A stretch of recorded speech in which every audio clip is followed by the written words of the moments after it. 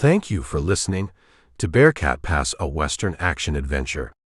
Don't forget to hit the subscribe button so you don't miss a single roundup. Chapter 1. The deep rumbling started high up the south shoulder of Bearcat Pass and grew rapidly in volume. A few seconds before the sound reached Rip Campbell's ears, his thoroughbred horse had shied violently at feeling the trail shaking under its steel-shod hoofs. "Avalanche!"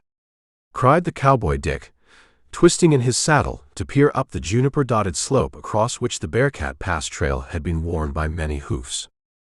"And we're right in the path of it, Wally." Rock slides were not unusual in the desolate mountains of northwestern Arizona. Billions of tons of boulders had clung uneasily to the roof-steep hillsides for untold centuries. The slightest shifting of a boulder under the weight of a big-horned sheep might be enough to start a landslide that could engulf a sizable valley below it. "Burn wind, Wally," yelled Rip, as he saw the forward wall of bounding rock and earth a half-mile above them, but descending into Bearcat Pass like a tidal wave. "We can get out from under that slide if you keep your feet." Campbell was southbound to Phoenix, and was therefore trailing a pack mule laden with blankets, grub, and camp utensils. The mule had gone lame farther back along the trail, so Campbell knew he would have to sacrifice the animal and his gear if he was to escape the oncoming avalanche, which would soon wipe out all traces of the trail they were following. Swiftly untying the mule's lead rope from his saddle horn, Campbell gave the horse its head. The mule, finding itself freed, stopped to nibble a tuft of green grass, unaware that doom was pounding down the mountainside above it at terrific speed. Rounding a curve of the mountain trail, Campbell's heart gelled within him as he saw two horsemen halted 50 yards ahead of him. They were the first human beings he had seen in 4 days of travel across the Badlands. A huge lava outcrop above the trail hid out any view of the avalanche that would soon engulf the trail, so that the two riders probably thought the crashing roar of sound was probably a thunderstorm along the remote peaks. Jerking off his gray Stetson, Rip Campbell waved frantically and pointed up the slope. "Avalanche coming," he yelled at the top of his lungs. "Turn your horses and hightail it for your lives. Hurry." The two riders had jerked rein and were staring at the rider who was galloping recklessly along the narrow ledge toward them. Then, catching his words, they wheeled their horses swiftly and gouged in the spurs. Wally rapidly overtook the fleeing men. As he did so, Rip saw the rearmost pony suddenly stumble on the loose rubble which carpeted the trail. Horse and rider went down heavily, their speed carrying them over the trail's edge and sprawling them down the steep slope. By sheer luck, they brought up with a crash on a juniper clump sufficiently big to check their slide. The other rider, a burly hombre on a paint horse, glanced over his shoulder at his companion's plight, then at the rock slide which was roaring down the mountain above. Without checking his pinto's stride to help the other man, he leaned lower over the horn and spurred for more speed. "Whoa, Wally!" Campbell slid his thoroughbred to a halt and dived from the saddle almost before he knew he had done so. Down the slope he raced, to where the enhorsed rider was dizzily getting to his feet. One glance at his horse, lying against the smashed-over juniper scrub, showed Campbell its leg was broken. "Grab my hand and climb fast, amigo," yelled Campbell, as he looked into the scared white face of a youth in his late teens. "Hurry! Maybe we can reach my horse and get out in time." White with horror, the young hombre scrambled up the slope with the help of Campbell's powerful arm. The cowboy Dick leapt aboard Wally's saddle and had spurred the horse into a run before the man he had rescued had got firmly seated behind him. A boulder as big as a house whizzed over the trail in front of them, the breath of its passage slapping Campbell's cheek like a whip. Wally bunched his hoofs and leapt the gash in the trail and raced madly on. "We're too late. The avalanche has got us." Campbell groaned the words as he saw a sprawling side arm of the rock slide bound across the trail 20 yards ahead. And then he saw that a huge granite formation up the slope had split the avalanche in 2 parts, and that they would be safe in the spreading V of protected slope beneath the outcrop. The panting horse jounced to a halt, snorting with fear. The earth shook, and the air was slamming their ears with terrific sound. Campbell twisted in the saddle to survey the deadly trail behind them. For a strip 200 yards wide, the mountainside was sprawling downward at express train speed. A dense cloud of dust was lifting to obscure the sky. Campbell got a glimpse of his pack mule snapped under the steamroller of rumbling earth and rock, crushed like a bug under a heel. Rocks whistled over their heads like bullets, but the granite outcrop had spared their lives, plunging the main force of the avalanche behind them. In mute awe, Campbell and the youth he had rescued stared down at the spot where the kid's writhing horse was engulfed under the sprawl of bounding debris. The mountain pass slope was gouged clean of surface soil and shrubbery, and was piling itself in a great, boiling mass of smoking confusion down in the V-shaped pit of Bearcat Pass. Slowly, the thunder of the avalanche gave way to echoes which fled off down the far-flung reaches of the pass. Finally silence came, but their ears were still ringing. "You saved my life, mister," panted the kid, sliding off the horse's rump and reaching up to shake Rip's hand. "I'd never have made it on foot without you risking your hide to save mine. I can't ever repay you." Campbell grinned and dismounted to give Wally a rest after his hard sprint. The West's ace railway dick was only a few years older than the youth he confronted. Rip was dressed in the simple garb of a man of the cow country: gray sombrero, blue shirt with red bandana about the neck, flaring bat-wing chaps of chocolate-colored bullhide, and kangaroo boots with big roweled spurs buckled above high heels. Cartridge-laden belts looped his waist and supported oak-tan holsters. The Colt 45s which Campbell packed were plated with gold. He had taken them from a bandit king he had once brought to justice, and they were the mates of his famous gold-plated handcuffs that had never lost a prisoner during his career. "My name's Otis Halsey," said the freckle-faced kid. "What's—" Halsey broke off with his eyes widening in horror as he stared off ahead of them. Frowning with curiosity, Campbell glanced up, in time to see stark tragedy. The kid's older companion on the Pinto was trotting back in their direction, toward the point where the trail was piled heavy with loose rock, hurled there when the granite outcrop divided the full force of the avalanche. Even as they looked, a mammoth boulder tottered from its perch amid the rocks higher up, and bounded down to smash the Pinto's neck and shoulders. "Look!" yelled Halsey in terror. "They're both done for." Campbell gasped in equal despair. The rider who had been Halsey's companion had been hurled from the Pinto's saddle, and even now both rider and mangled horse were rolling and sliding down the slope of Bearcat Pass. "You stay here. I'm riding down to catch up with your partner if I can," cried Campbell, vaulting into the saddle. That boulder killed his horse, but might not have hurt him. Spurring at a dizzy angle down the slope below the trail level, Campbell kept his eyes on the somersaulting carcass of the horse and the sprawling, skidding figure of the man.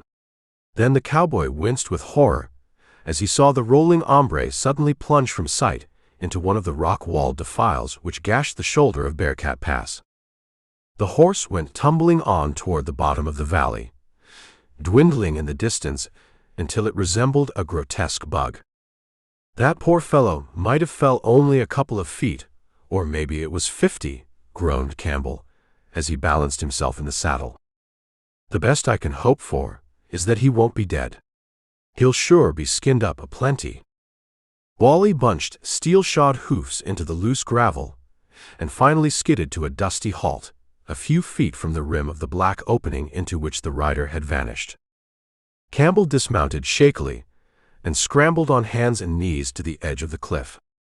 Dust obscured the air as he looked down. Too late. He's dead as a tick in sheep dip.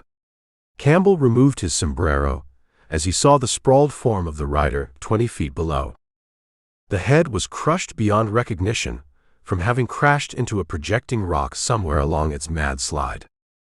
Going back to his pony, Campbell unbuckled his lariat coil.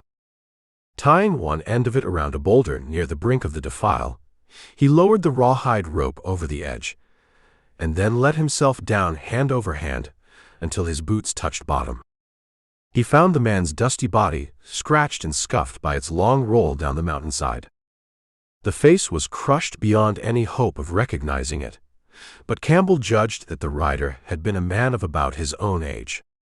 The corpse was dressed in a red hunting shirt and brown Angora chaps. The twin gun holsters had been tied down at the tips.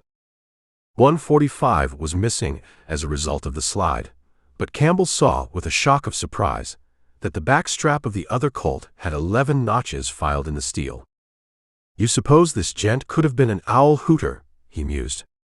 If so, I wonder if that button, Otis Halsey, is riding outside the law too. Going through the dead man's pockets, Campbell found a grimy envelope marked, "To Homer Owens, boss of the Bad Bunch. From the Amarillo Kid." Campbell's brows knitted. Homer Owens and the Bad Bunch. Owens was probably the most wanted rustler in the border states, and the Bad Bunch was a gang of bandits who for years had evaded sheriffs and Arizona Rangers. Reckon as a lawman, I got a right to open this. Ripping open the envelope, Rip drew out a letter written on the back of a whiskey bottle label in a crude scrawl. It read, "Dear Homer, this will introduce Sam Collier that I told you about. Sam's probably the best shot in Arizona with handguns or rifle. You can trust him to handle that bar square rustling job, single-handed. I'll be waiting at Bitter Creek for you fellers to show up. Sam here will make a plumb good addition to our Bad Bunch. You can bank on that. The Amarillo Kid." Rip folded the letter and put it in his pocket. He squatted beside the corpse several minutes, looking at the grim notches on Collier's gun butt, every notch a dead man. "So you're the famous gunman, Sam Collier," mused Campbell. "Funny that it took a stray boulder to end your career of crime." Chapter 2. Campbell finally stood up, got a grip on his lariat rope, and climbed laboriously back to the rim of the defile. As he scrambled out on the rim rock and untied his rope from the boulder which had served as anchor, he saw Otis Halsey corning down the slope toward him. "You're too late, son," panted the cowboy, wiping sweat from his dust-grimed forehead. His head was smashed, and he died instantly, poor feller. Halsey's freckled face paled as he peered over the brink and down to Collier's grotesquely sprawled body. When he looked up, it was to find Campbell's squinted gray eyes studying him. "This hombre your trail partner, Otis?"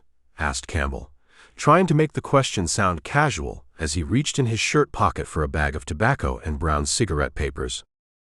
Halsey hesitated, then shook his head. "Didn't even know the feller," he mumbled. "I just met him on the trail, a couple minutes afore you dashed around the bend, a hollering Avalanche. He told me he was a stranger in this part of the country." Campbell shook tobacco into the paper and drew the pouch string tight with his teeth. He was relieved at Halsey's answer. Evidently the kid was unaware that the man he had encountered on the trail a few moments before was one of the most desperate gunmen in the border country.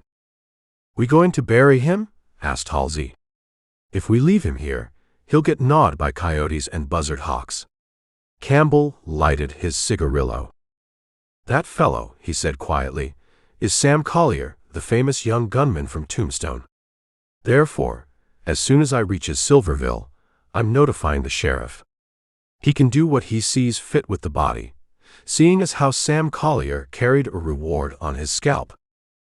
"Sam Collier," the youth whispered, as if fearful of speaking the gunhawk's name aloud. "Gosh. And I was going to lead him to my camp and feed him." The two men toiled back up to the trail. Campbell paused, adjusting the reins. "You can call me Rip, son," he said thoughtfully in answer to Halsey's inspoken question. "I'm just a buckaroo from Phoenix." Halsey stirred uneasily, his eyes on the far horizon. "I'm a mile from my camp," he said. "You mind if I straddle your horse until you drop me off? And you're welcome to put on the nosebag with us bar square boys, if you want to." Campbell was thoughtful as they mounted and started heading west, picking their way cautiously over the loose earth until they got to solid trail again. Halsey's statement that he was a bar square cowprod was interesting. The note which Sam Collier had been carrying to the chief of the Bad Bunch hinted vaguely that the Rustler gang was planning some sort of raid on the Bar Square ranch. "Where was you bound for when the avalanche came?" asked Rip, as the trail dropped rapidly as it neared the point where Bearcat Pass broke through the cliffs onto the level cow range. "I was aiming to spend the morning hunting goats," said the young Waddy. "A bunch of us Bar Square hands are camped down on the Yavapai, scouring the draws and bottomland brush for strays. The home ranch is 40 miles north of here, through Bearcat Canyon." A half-hour later, they were down on the bottomlands of the Yavapai River. Halsey was directing Campbell through the thick salt cedars and cottonwood thickets to where the Bar Square outfit was encamped. "Your foreman with you, Otis?" asked Campbell, as they finally broke through a hedge of willow growth and saw a tent pitched back in the chaparral. "I'd have to talk with him." Halsey shook his head. "Nope," he said. "Just a few odd cowpokes." They dismounted near the tent. Farther back in the brush, in a natural corral, the cowboy noticed several horses with rawhide hobbies on their legs. Rip got a distinct feeling that the cow camp had been deliberately hidden, and the hunch made his pulse stir with uneasiness. The canvas fly of the tent pushed out to reveal an ugly-faced hombre with a long rifle in his hands. "Howdy, Otis," grumbled the man, his red-rimmed eyes staring at Campbell. "You met him okay, huh?" Halsey laughed nervously as he clapped a hand on Campbell's shoulder and led him toward the surly-voiced man by the tent. "This Ranny is named Rip, from Phoenix," said the kid in a nervous voice. "He saved my life an hour back when an avalanche practically blocked Bearcat Pass." Rip shake with one of the Bar Square horse wranglers, Seth Howard. Campbell frowned slightly as he took Howard's hairy paw in his own grasp. Howard's surprised expression started a warning bell to tinkling faintly somewhere back in his brain, for obviously, Howard had expected Otis Halsey to bring someone else back. "Howdy, Seth," returned Campbell. "The kid said as how I might be able to get a snack of bait and then dust along to Silverville. I lost my pack horse and bedroll in the avalanche." Without answering the cowboy, Seth, Howard turned to Otis Halsey, who was ill at ease for some reason which Campbell could not fathom. The cowboy dropped palms to gun belts. "See anything of Sam on the trail?" Howard asked the kid. Campbell stiffened as he heard the name. Were they talking about Collier, the dead outlaw? He saw Halsey swallow once, then answer steadily. "Nary a sign, Seth. The avalanche wiped out the trail, so I reckon Sam will have trouble getting here when he does show up." Thoughts churned in Campbell's head. He was beginning to wonder whether this was a Bar Square cow camp or not.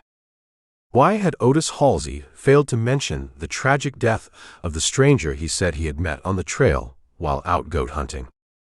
"What may be your last name, Rip?" demanded Seth Howard abruptly. "It wouldn't be Campbell, would it?" The cowboy Dick turned to face Seth Howard, and instead caught the full impact of Howard's knotted fist square on the point of his jaw. The mule kick punch sprawled Campbell on his back before he could reach his gun butts. A shower of hot stars blinded his vision. Dimly, his ears caught Otis Halsey's cry. "Why'd you slug this cowboy, Seth? He don't know nothing. He just rescued me from that avalanche and give me a ride here." Seth leaned his rifle against the tent pole and squatted down beside Campbell's stirring form. The cowboy Dick was dimly aware that his gold-plated Colt .45s were being removed roughly from their holsters. "This Jasper you brought to our camp happens to be a lawman." "Otis," snarled Seth Howard. "A plum poison, John Law. He was pointed out to me once, down in Phoenix. His name's Rip Campbell, and for all we know he might have been trailing Sam Collier here." Chapter 3.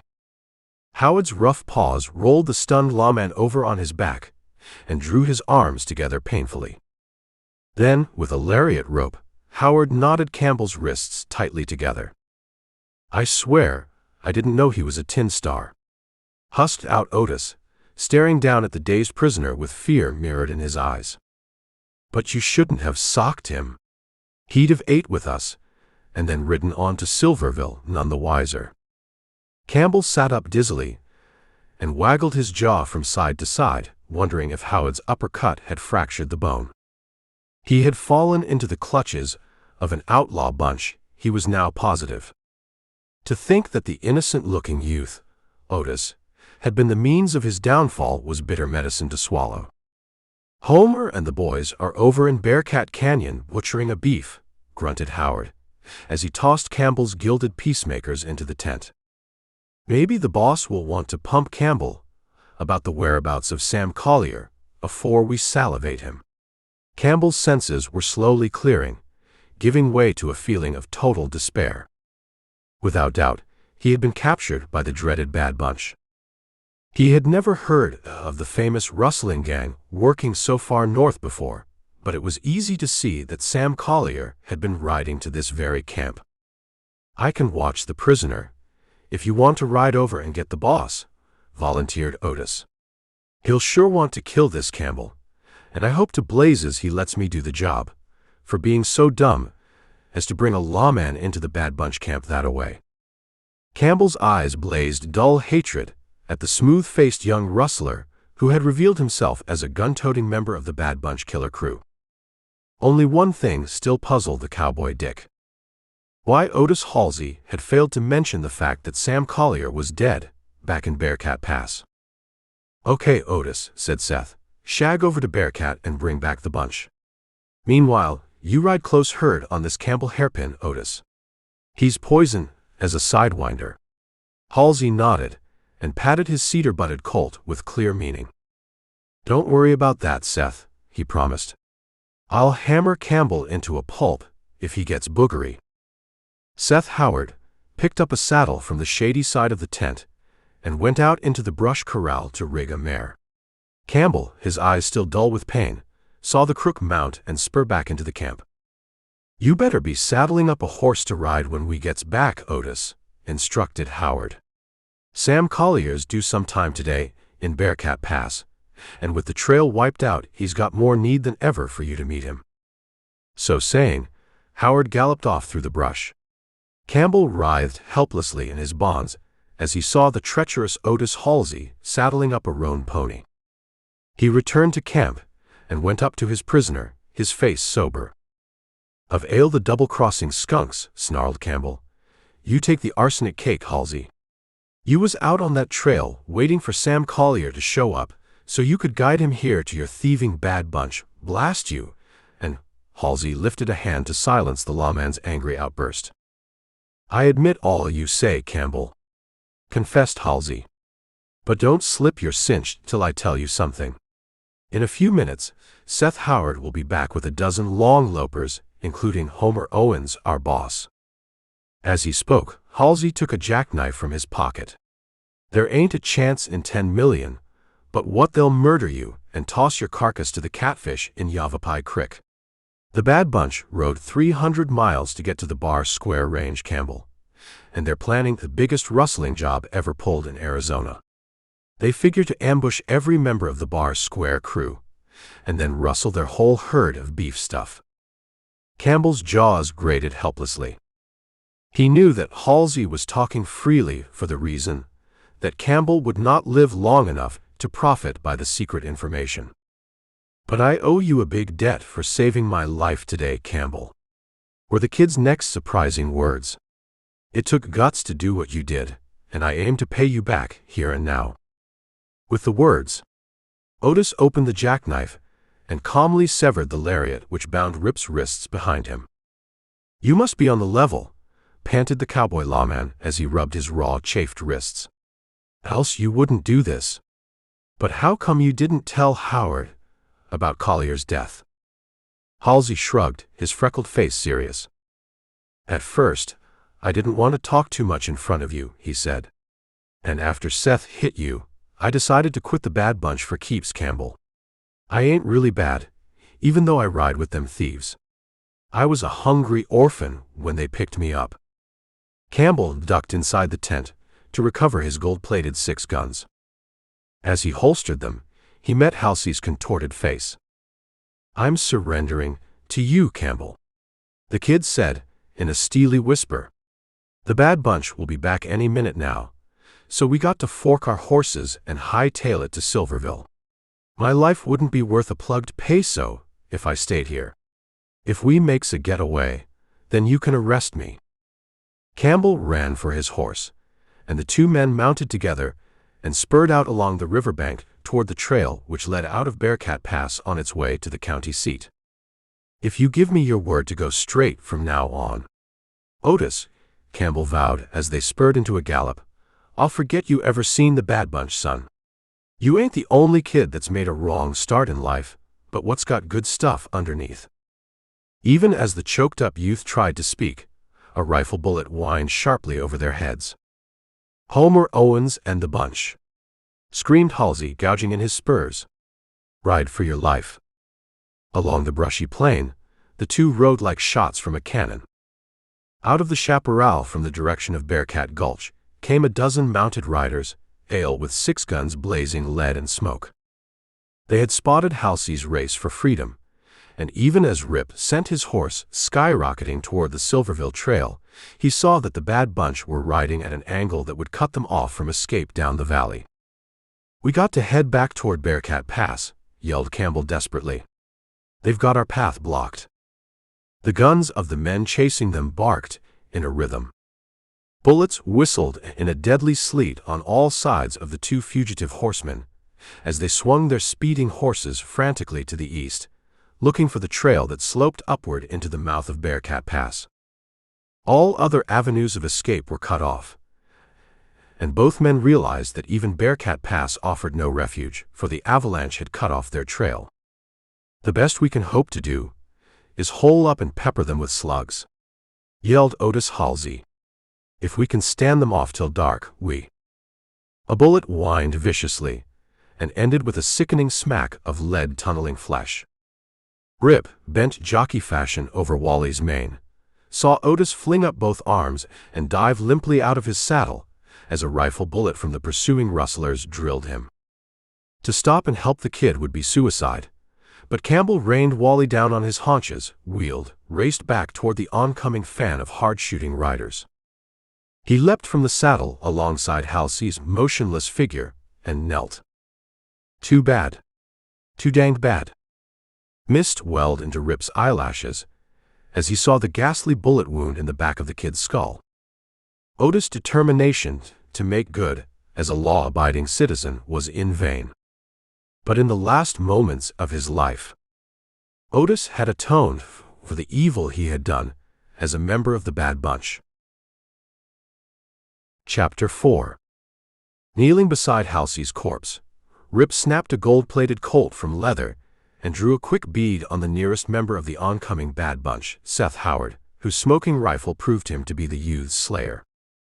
The thundering hoofs of the bandit gang were only 50 yards away now, and with each second the distance was getting less. Bullets plucked geysers of sand on all sides of the bayed cowboy as he grimly pulled trigger. Bang! With a hoarse yell, Seth pitched sidewise out of the saddle, his breastbone pierced by Campbell's slug.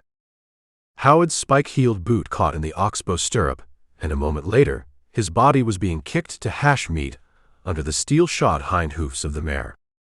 The firing ceased momentarily as Owens and his black-clad riders saw Howard dumped from his saddle by the lone tin star on the trait ahead.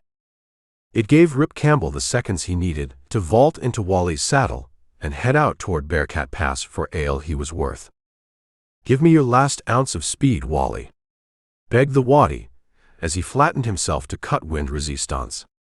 "There's 11 gunslingers behind us, and they'll follow us till the last man drops afore they quit." Ears laid back, glossy tail bantering, Wally hit the Bearcat Pass climb like a cornet. The horse was making the tortuous ascent at a speed which was almost miraculous for a horse that had already been 7 hours on a hard trail. But Rip knew that the killing pace could not last for long. Behind him, Campbell could see the 11 Bad Bunch killers spurring into a single file formation as they raced into the trail at an angle, dust clouding behind them. They were forced to hold their fire now, but Homer Owens was out in the lead. Campbell knew that the Bad Bunch were settling down to the grimmest manhunt ride they had ever started. They could not risk failure. They would ride till they had pumped Campbell full of bullets. Stark despair clawed at the waddy's heart, as he found his horse hammering along the same bleak mountainside where the Avalanche had scraped its dusty path of destruction an hour before. The pall of dust still hung over the heavens as if portending Campbell's speedy doom. The trail's wiped out plumb complete. Not even a goat could cross that smooth rock slope. Moaned the cowboy. The Bad Bunch has me hopelessly trapped, ND out in the open. It was true. The rock slide had not left even a boulder or bush large enough for a quail to hide behind. Out on the desolate face of Bearcat Pass south slope, he would be an easy target for the vengeful crooks behind him. Guess this is where I cash in my chips, clipped Campbell through grating teeth. Best I can do is to try and lop off a few of them rattlesnakes afore they get me, I reckon. Homer Owens and the Bad Bunch were gaining on Wally at an alarming rate. The thoroughbred's pace was beginning to break. Already trail-sore and hoof-weary, the magnificent roan could not be expected to outdistance the fresh mounts of the pursuing outlaws, even had the trail been open. In moments of desperate emergency, some men think as clear as crystal. And now, with sure doom facing him before many seconds had ticked by, Rip's mind suddenly conceived the most daring plan of his entire career as a railroad detective. On his left, and some distance downhill, was the blue-black opening of the gully into which Sam Collier had rolled to his death that afternoon. That barranca now became the focal point of Campbell's attention. None of the Bad Bunch know that Sam Collier's body is down there, shot the thought through Campbell's skull. And the only man who saw my face was Seth Howard, who's dead now. Maybe I can get away with it. I'm a goner anyhow, so I ain't got a chip to lose. Campbell pulled one toe from stirrup. Then he thrust the leg forward, so that his boot was wedged suddenly into the joint where Wally's right foreleg joined the barrel. It was a trick used by rodeo riders when they wanted to make a horse fall while in full stride. Never had Campbell used the harmless device on Wally, although he knew the trick would not injure the horse except perhaps for a scratched muzzle. Now, his very life depended on the scheme. His leg action suddenly jammed. Wally stumbled. Campbell's palms leapfrogged him over the dangerous pommel as the thoroughbred pitched forward heavily, and then he felt himself catapulting through space at dizzy speed. Bam! Rip landed on the slope below the trail, at a glancing angle which jounced the breath from his lungs, but which saved him any broken bones or serious injury. Then he was rolling and somersaulting down the gravelly hillside, with arms and legs apparently flopping in wild confusion. Hoarse yells of exultation swept the line of Bad Bunch riders as they slowed their horses to watch the fugitive's body rolling and sliding, sprawling through dirt patches and brushing a white trail of alkali dust along his path. He's going to pitch over the rim rock into that gully, yelled Homer Owens gleefully. Reckon hell be mashed to jelly if that gully's deep. But Rip had carefully planned his breakneck slide down the mountain to guide him to the precipice where Sam Collier had met his death. In mind's eye, he recalled that the upper end of the precipice was choked with cushioning weeds instead of fang-like rocks, and was only 10 feet or so in depth. Toward that point, he made his body roll and slide, although outwardly he appeared to be but a lifeless scarecrow tumbling down the hill. Dizzy from the long spill, Campbell fought to hold his senses as he reached the brink of the small gulch. Then he felt himself pitching over the brink to disappear, in full view of the Bad Bunch riders, who had halted on the trail above just as Wally was getting dizzily to his feet. Crash! Campbell landed on the heavy mattress of wiry brush which choked the upper end of the edge. His hurtling body broke through, but he landed on hands and knees with no hurts other than a badly bruised body and lungs that fought for air. Got to work fast if I make this scheme work out.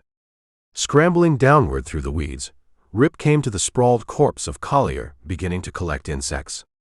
Working with feverish haste, the cowboy stripped off his own tattered blue hickory shirt and his gravel-scuffed bat-wing chaps.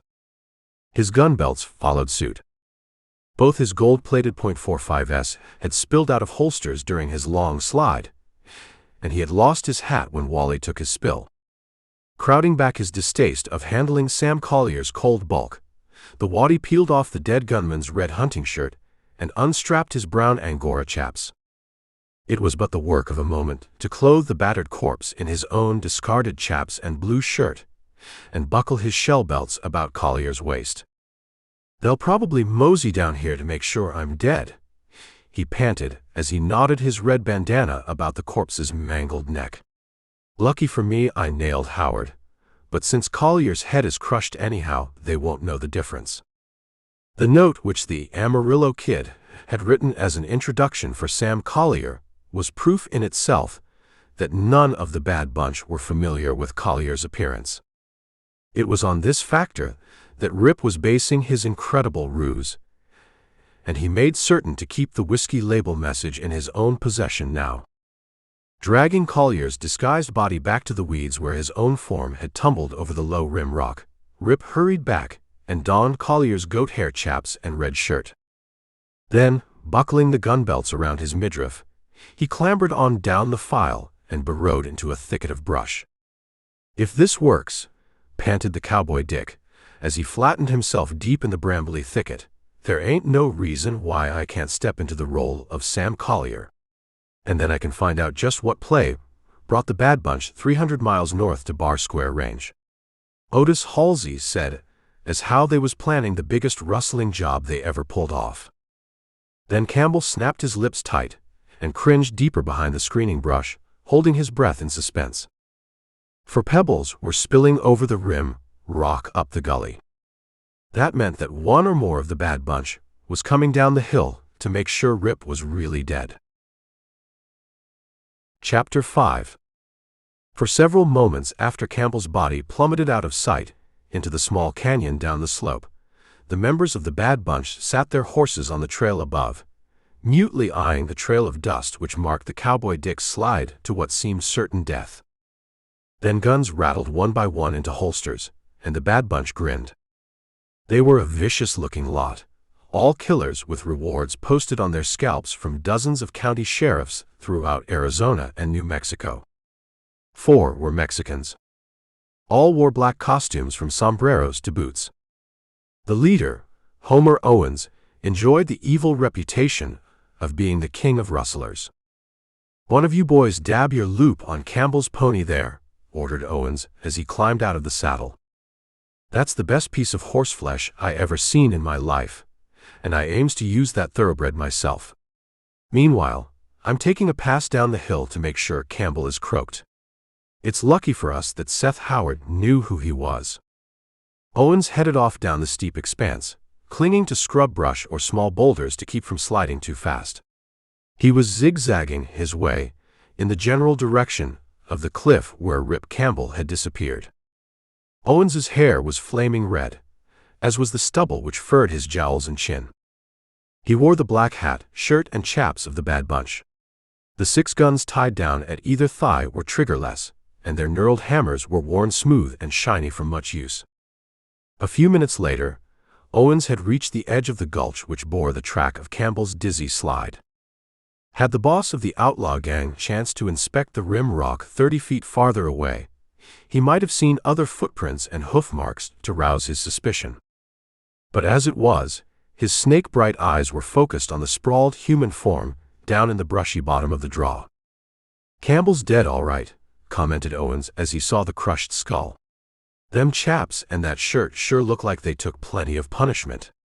But I'll still have the privilege of hammering just one slug through the brisket of that lawman." Callously, Owens took a triggerless Colt from its scabbard and thumbed a bullet into the dead man below.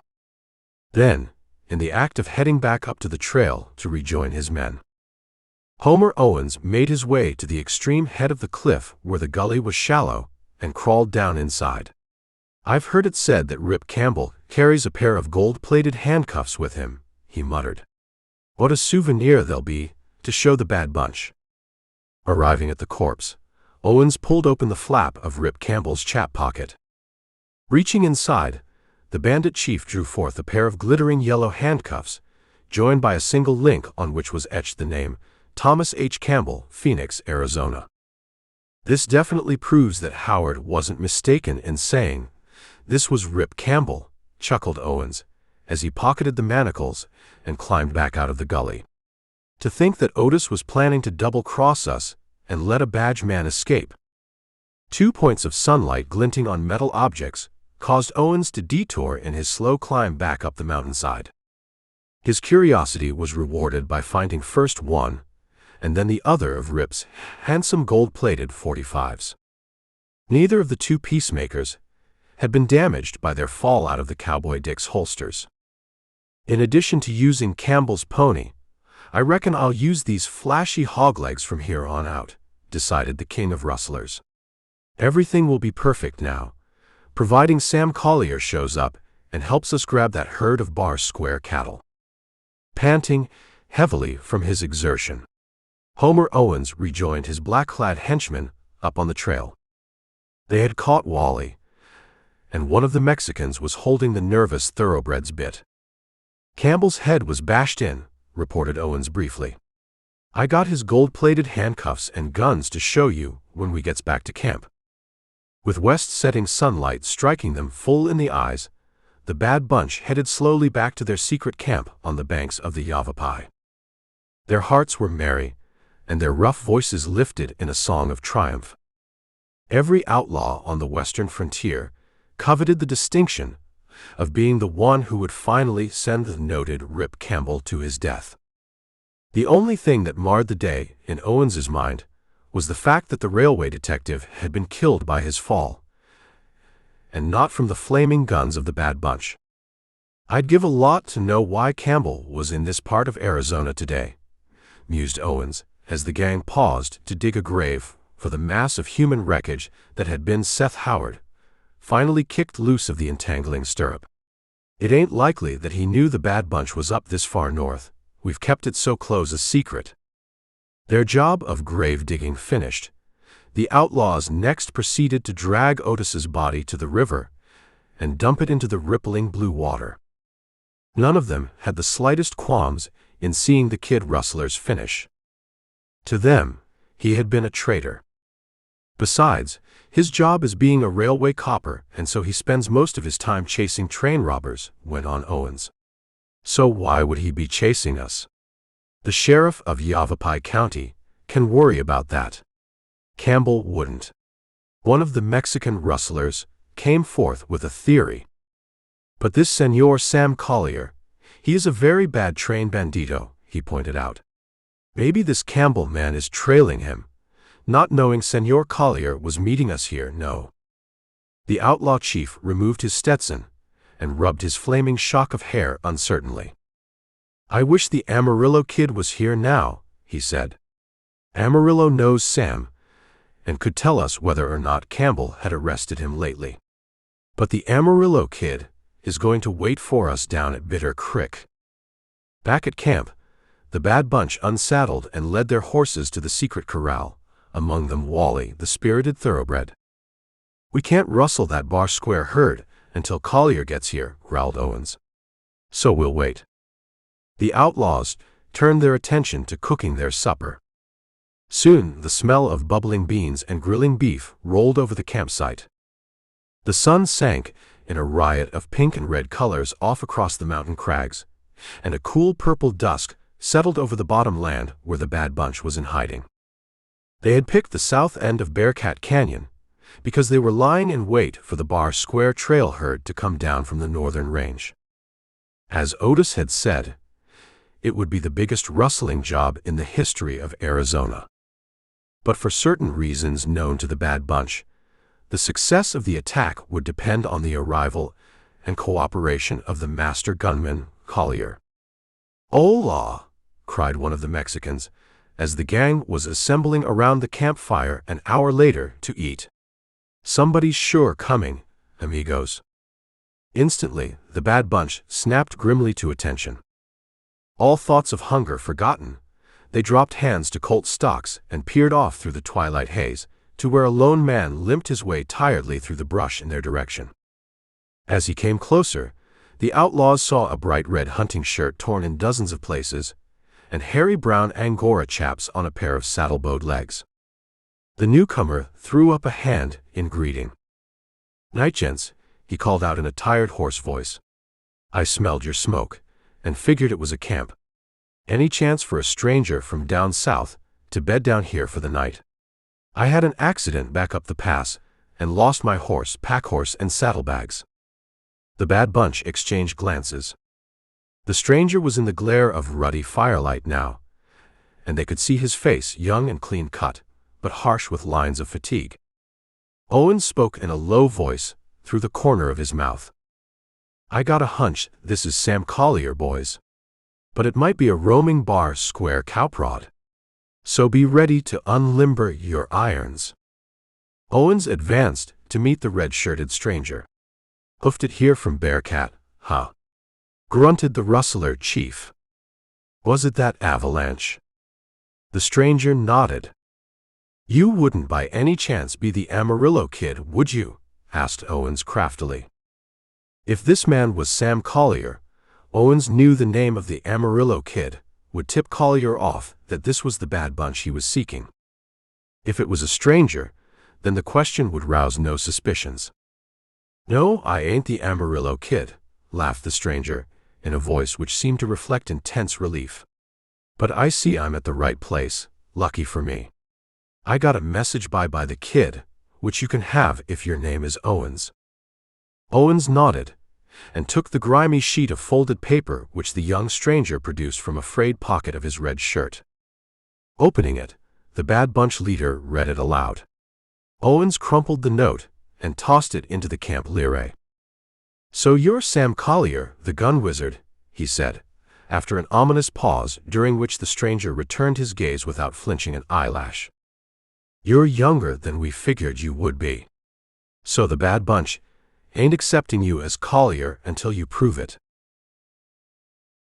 Chapter 6. Rip Campbell felt his heart stop beating with anxiety, but his face did not show any sign of inward emotion as he heard Homer Owens challenge his identity as Sam Collier. Behind the outlaw boss, 10 Bad Bunch killers stood with alert trigger angers caressing steel that could blast him into eternity at a signal from their leader. But he had gone too far to back out now. He was in the lion's den. He would have to go through with his desperate role, even though the letter from the Amarillo kid had failed to satisfy Owens. He knew his life depended on his next actions.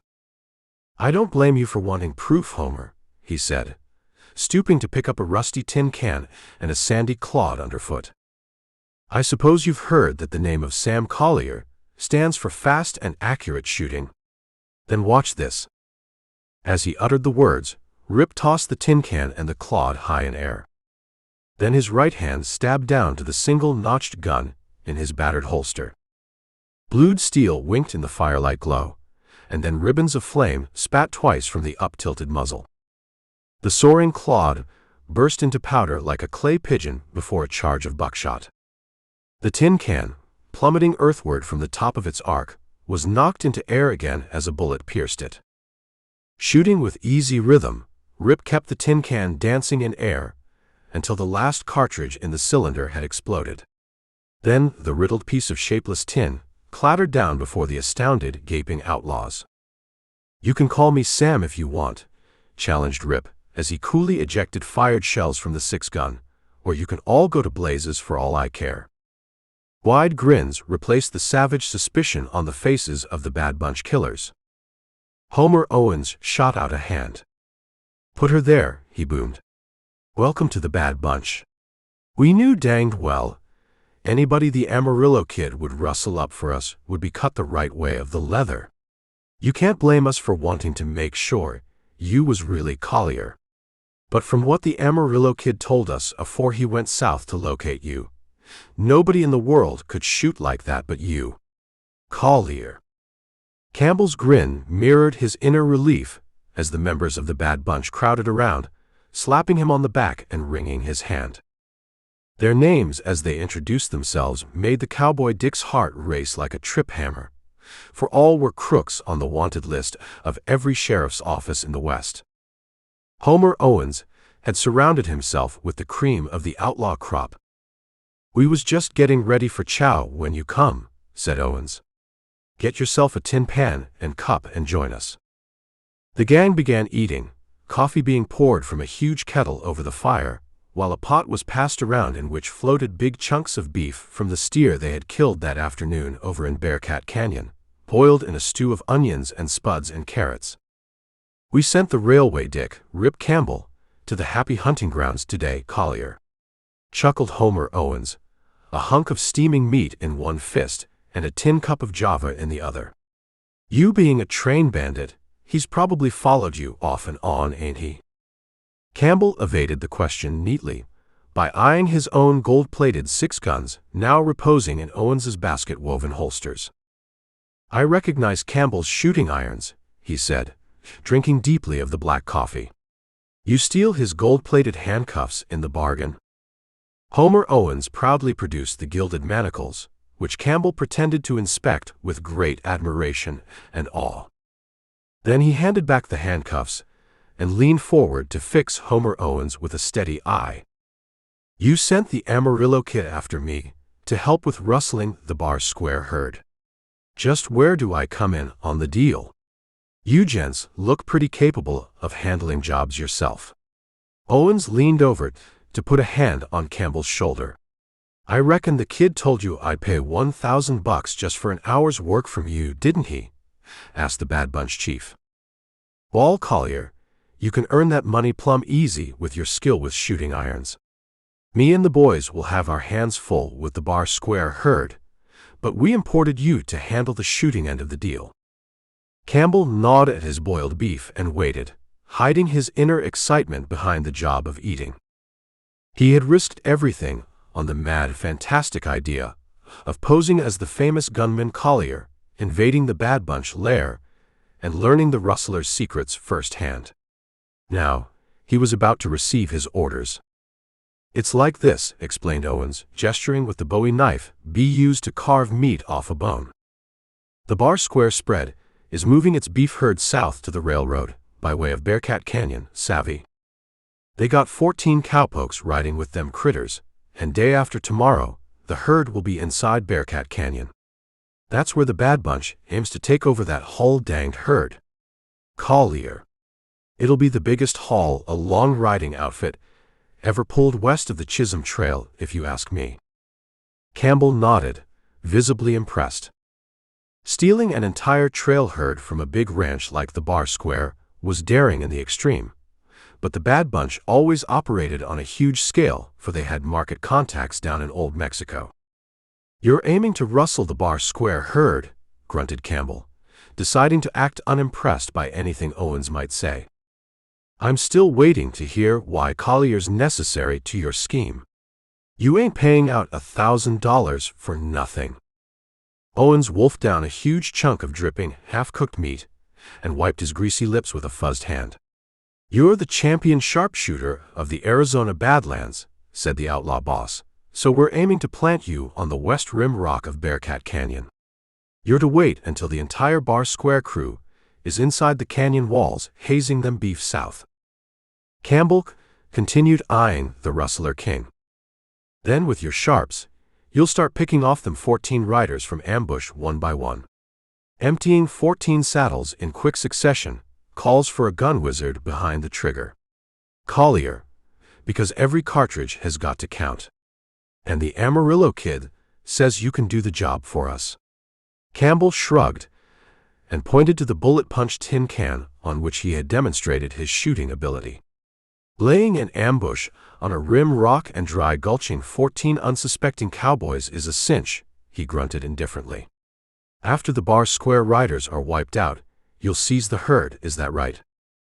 Owens nodded, exposing broken fang-like teeth in a leer. "Plumb correct, Collier. Me and the boys will be hiding in the ravines bordering Bearcat Canyon. Soon as we get your signal that the last cowprod is salivated, out we ride to take over the herd." Campbell glanced around at the silent, listening outlaws. "Why didn't you save $1,000 and do the job yourself?" he asked. "You boys are all experts with your artillery." Owens smirked behind his flaming red whiskers. "Attacking the point riders close up would be risky, and likewise it would probably stampede the herd, so as they'd break up in little bunches in all of them side canyons. We got to work fast and keep the herd moving out of Yavapai County, and we figured your shooting from high on the rim rock wouldn't disturb the critters too much for us to handle them easy." The fake Sam shrugged and helped himself to more beef. "You do your job as well as I do mine, gents," he grunted, "and there won't be nothing to worry about." The newcomer's complete confidence, or so they interpreted his words, seemed to pep up the Bad Bunch. Whiskey bottles were produced, and they topped off their crude meal with fiery rotgut. "And now, I'm going to try forking Campbell's horse," announced Homer as he went out to the brush corral and retuned leading the roan thoroughbred. "This hot blood pony will be the top horse on my string, I reckon." Campbell's nostrils tightened as he saw Owens saddling up Wally. The rest of the Bad Bunch squatted about in the firelight, busy rolling cigarettes or stoking their pipes. "Makes me boil to see that skunk rigging up my Wally," raged the cowboy cop to himself. "But I can't help myself." Homer Owens set foot to Wally's stirrup and mounted. "Gentle as a kitten," chuckled the outlaw, looking around. "Now watch me rake this roan and show you some fancy bucking." At the words, Homer Owens jabbed his needle-sharp spur into Wally's flanks with cruel force. Campbell winced and hot wrath fused his cheeks with crimson, but his reaction went unnoticed as the Bad Bunch leaned forward to see what the horse would do. Nor did they have long to wait. With an angry squeal, Wally suddenly arched his back like the mainspring of a broken clock, swapped end for end, and then jarred Owens to the marrow as he bogged his head down and went starfishing out of the firelight. Back into the flickering light came the hurtling body of the Bad Bunch chief, to land in a thud-heavy sprawl of arms and legs a few feet away. Back in the shadows, Wally pawed the ground, and his nostrils heaved with triumphant snorts. Homer Owens picked himself up, looking dazed. "Why the danged crowbait?" bawled the king of rustlers when he got his breath. "I'll whip him raw for throwing me." Jaw thrust forward grimly, Owens strode to the tent and returned with a long-lashed whip. He strode out to where Wally stood his ground with upflung head, and the gang noticed that their boss was planning to use the shot-weighted handle of the whip for a club. "No, you don't." The words rang out like a fire bell to spin Homer Owens in his tracks. He found himself confronted by the hombre he knew as Collier, the gunman from down south. In the stranger's hand was a cocked 6-gun. "Nobody whips a horse while I'm around," snarled Rip Campbell. "That goes for you, in front of your own gang. You ain't beating a good horse just because he was too hot to set.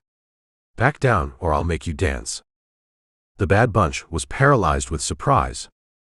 Men began dodging to get out of the line of fire. For any man, even the great Sam Collier himself, to dare sass the king of rustlers was the same as committing suicide. But Homer Owens did not draw the golden .45s at his hip. Instead, he relaxed and tossed the whip to one side. "You're right," he growled. "I just lost my temper. You and me got too important work to do, to be arguing or gunfighting." Campbell slowly holstered his gun as the crisis passed, and the astonished Bad Bunch settled back. Something soft nuzzled Campbell's shoulder, and the cowboy cop turned to see the Wally thoroughbred nibbling affectionately at his neck. "This horse acts like he knows you, Collier," grated Owens, his tone once more hostile and suspicious. "How come?" Campbell shrugged, but his heart was racing with alarm. Homer Owens had been sharp enough to see that Wally recognized him. If he put two and two together, Campbell knew he would never leave the outlaw camp alive. "Thoroughbreds is intelligent," he explained calmly. This horse seen me save him from a whipping, so he was thanking me. There ain't nothing wrong in that, is there?" Owens said nothing, and led Wally back to the string in the corral while Campbell turned back to join the Bad Bunch. Alone in the darkness, Homer scratched his red stubble and creased his brow with thought. "Of course, it's a loco idea," he growled to himself, "but that horse sure acted like he'd seen Collier and knew him well. If that hairpin ain't Sam Collier, then he'd have to be Rip Campbell's ghost. And that's impossible. I wonder." Chapter 7. The outlaw camp awakened before sunrise the next morning. Rip joined the gang in an icy, invigorating dip in the waters of the Yavapai River. He had had a good night's sleep, using blankets which the gang had lent him. One of the men stoked the embers of last night's fire, adding dry wood to the coals to get a tiny smoking flame. They warmed up a pot of mushy beans next to boiling water for thick black coffee. The Bad Bunch had accepted him wholeheartedly as being Collier in person. In fact, the previous night's squabble with their boss had lifted Campbell in their respect, for it stamped him as an hombre utterly unafraid of consequences. Owens, a friendly grin on his features, approached the cowboy after they had breakfasted. "The Bar Square herd will be moving into Bearcat Canyon early tomorrow morning," said the boss rustler. "The point where you'll station yourself to do the bushwhacking act is a good 15 miles north of here." Campbell hitched at his shell belts. "Remember, I lost my rifle in the Avalanche yesterday," he reminded Owens. "I got to use a borrowed gun, which will make the job a ticklish one. So I think I'll scout Bearcat Canyon today and do some target practice and find out exactly where I'll want to do the job." Owens nodded, instant assent. "A good idea," he agreed. "Be sure you're back at camp tonight, though, in time to go over last-minute plans. You see, at midnight we're riding up the canyon ourselves so as to be hidden afore the trail starts moving." Campbell was not sure of the tone in the outlaw chief's voice as he ordered him to be back in camp that night. But without further comment, he accepted a stock saddle which Owens provided, roped a leggy chestnut out of the Bad Bunch collection, and saddled up. A half-hour later, he was heading into the rock-walled corridor of Bearcat Canyon.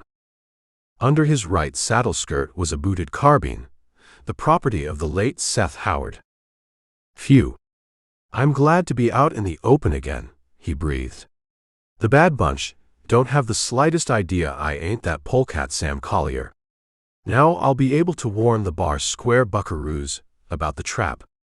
For the better part of the morning, Campbell rode up the twisting course of Bearcat Canyon. At frequent intervals, he reined into a side draw to make positive that Owens had not put a spy on his trail to watch his actions during the day. But the bandit gang had evidently accepted him at face value, for no one was trailing him. Leaving Bearcat Canyon, the cowboy headed out into the broad expanse of sagebrush basin, which he had learned was the vast range on which the Bar Square Ranch had its range. "And there's the trail herd, by dang!" exclaimed Campbell as he saw a smudge of dust on the northern horizon. Moving slow and steady so as to keep them fat, and heading for Bearcat Canyon. The Bad Bunch had a right good scheme figured out.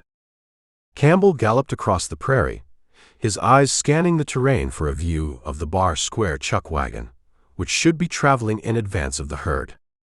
Soon, a mile distant, on the bank of a willow-fringed creek, Campbell saw a group of cowponies, a chuck wagon, and a bed wagon. Several night-shift riders and a crusty-looking range cook were at the camp as Campbell galloped up. "Is the segundo around?" he asked. A raw-boned oldster with a white ram's horn mustache stepped out from under the shade of the bed wagon. "I'm Ezra Slate, owner of the Bar Square brand," he said. "If you're hoping to lease your rope, son, I'm sorry. We got a full crew. But you're more than welcome to light and cool your saddle and have chuck with us if your belly's empty." The railroad man dismounted and swatted trail dust from his brown Angora chaps. He took Slate's arm and led the steely-eyed old rancher off to one side. "I got something to tell you that'll pin your ears back, Slate," he began. "It'll sound impossible, but it's true." While Slate listened incredulously, Rip told his entire story, from the time he had seen Sam Collier die in the Avalanche disaster, to the previous night's conference when complete plans had been made by the Bad Bunch for the wholesale slaughter of the Bar Square riders and the stealing of the herd. "It sounds impossible," whispered Ezra Slate, clawing at his mustache. "But why can't we take some of my boys here and go down to the mouth of Bearcat Pass where you say the Bad Bunch is camped and corral them? Then we can turn them over to the sheriff at Silverville and collect." Campbell shook his head to this suggestion. "They're hidden in the brush and would see you coming afore you could surround them," he declared earnestly. "No, the only way to catch Owens's gang is to use their own trap on them, Slate. Make them think I have killed all of your riders tomorrow, and draw the Bad Bunch out into the open, and then cut down on them in the canyon where they ain't got room to run."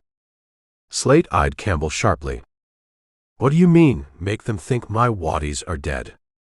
Campbell outlined the plan he had figured out during his ride up through Bearcat Canyon. "Listen, I'll begin shooting at your riders, according to plan, only I'll aim high. One by one, your cowboys will flop out of their saddles and play dead. When I give the signal from the rim rock, Owens and his whole gang will come out of hiding, not knowing anything's wrong. Then your riders can quit playing possum and cover the Bad Bunch. They can't show fight, because their escape will be cut off by me on the rim rock." Slate argued for several minutes, but finally gave in. "Okay, Campbell," he said. "I'll have my hands play possum when you start shooting tomorrow, and then we'll bag the Bad Bunch red-handed." Campbell was in high spirits as he left the Bar Square trail camp and headed back through the mellow afternoon sunlight in the direction of the Bad Bunch camp on the Yavapai River. He was positive his scheme would work with Ezra Slate's help. Homer Rustling gang would fall victims to their own trap, and the Bar Square herd would be saved without the death of a single rider. By the time he had reached the halfway point on the return ride through Bearcat Canyon, blue shadows were thickening as the sun dropped west toward the jagged Nevada horizon. It was pitch dark by the time Rip Campbell cantered out into the river-bottom land and hailed the outlaw camp.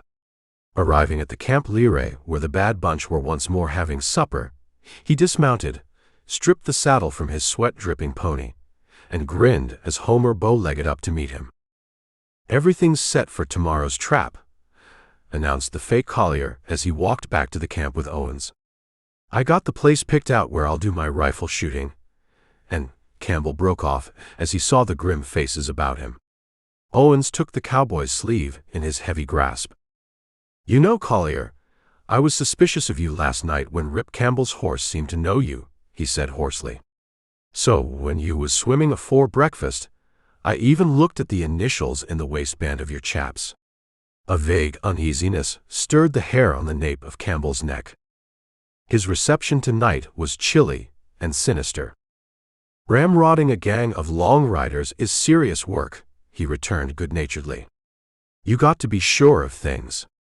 Homer's grip tightened on Campbell's arm. "And that's just why I rode down to Bitter Creek this afternoon while you was gone," he snarled. "I brought back with me the hombre that can identify you as Collier, your friend and mine, the Amarillo Kid." Chapter 8. Rip did not wait for the Amarillo Kid to get to his feet over behind the campfire. He knew his time had come, and that Showdown had caught him in the middle of a hostile camp without hope of escape. With a sharp cry of desperation, Rip jerked his arm free of Owen's grasp, and his hand blurred toward the single six-gun he carried at the right thigh of his shaggy Angora chaps. "Grab the skunk," Owens bellowed the words even as he swung a terrific haymaker at Campbell's dodging head, the knuckles grazing the waddy's temple. But the Bad Bunch had been waiting for Campbell's return and were ready. Before the cowboy's fingers had coiled about the notched butt of Collier's gun, he felt iron-muscled hands seize both his elbows and jerk him roughly backward. Thud.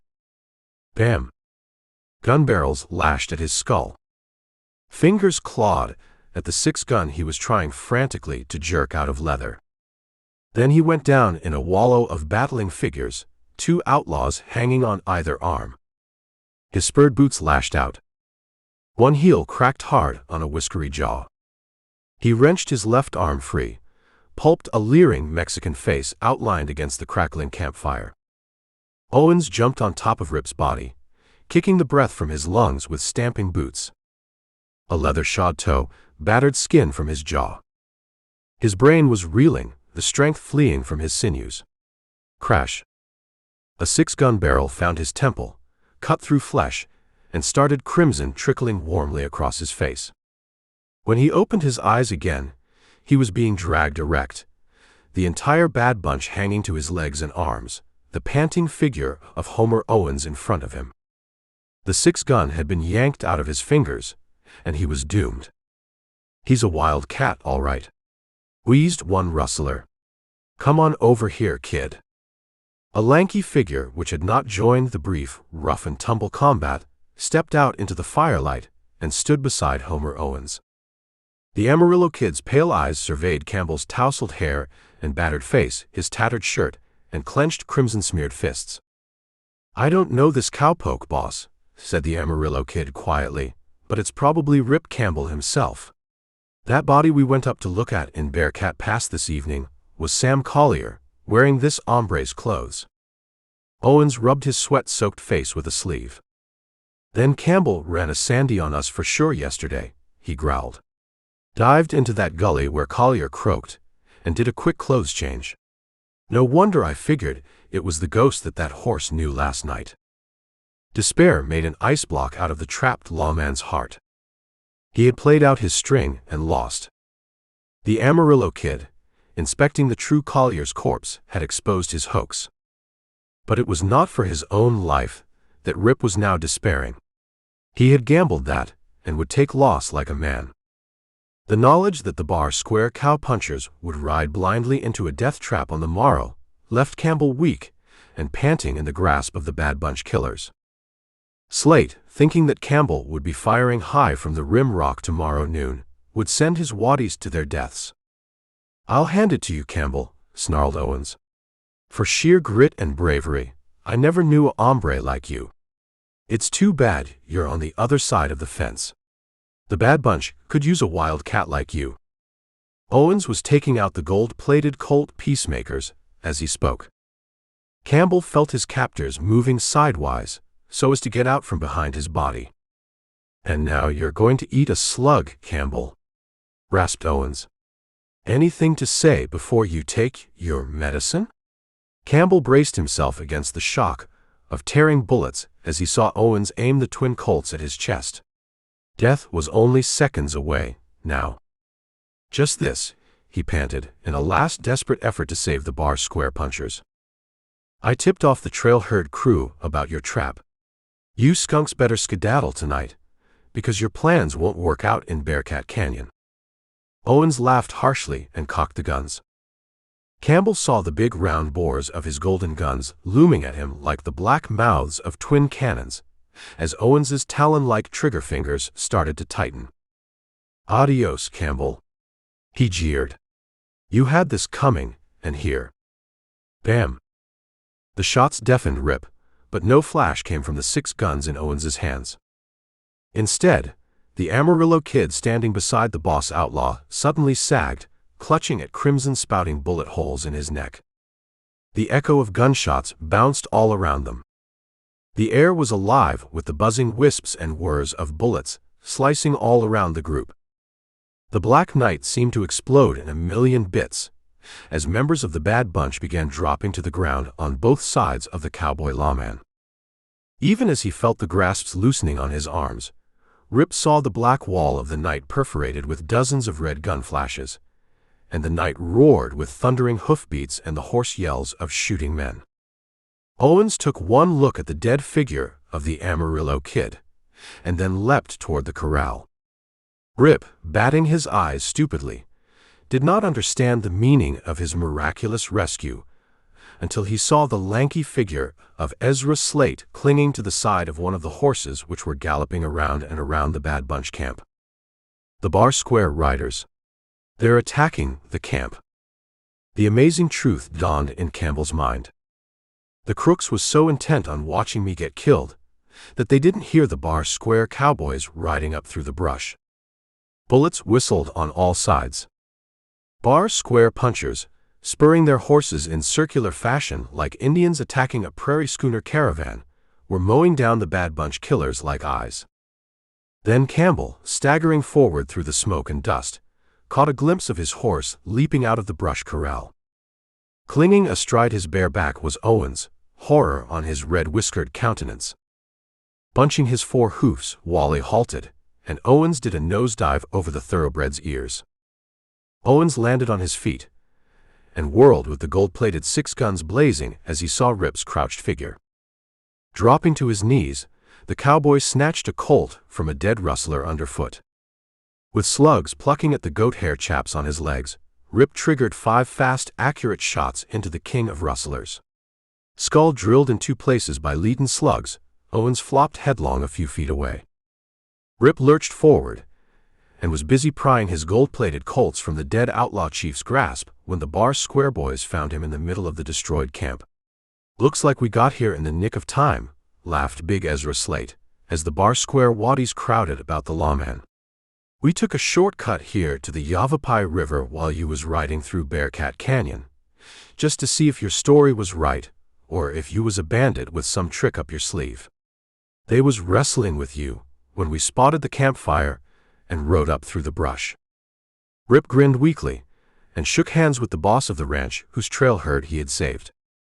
"The only thing I'm complaining about," he said, "is that you didn't leave me a single Bad Bunch bandit to dab my handcuffs on tonight. It looks as though you'd stamped out them hyenas, complete and final. Do you like wild Western adventure? Can I send you a full-length novel free? Get your copy today. Rather, listen. I have over 30 Wild Western audiobooks you can hear for free. Saddle up and click play today."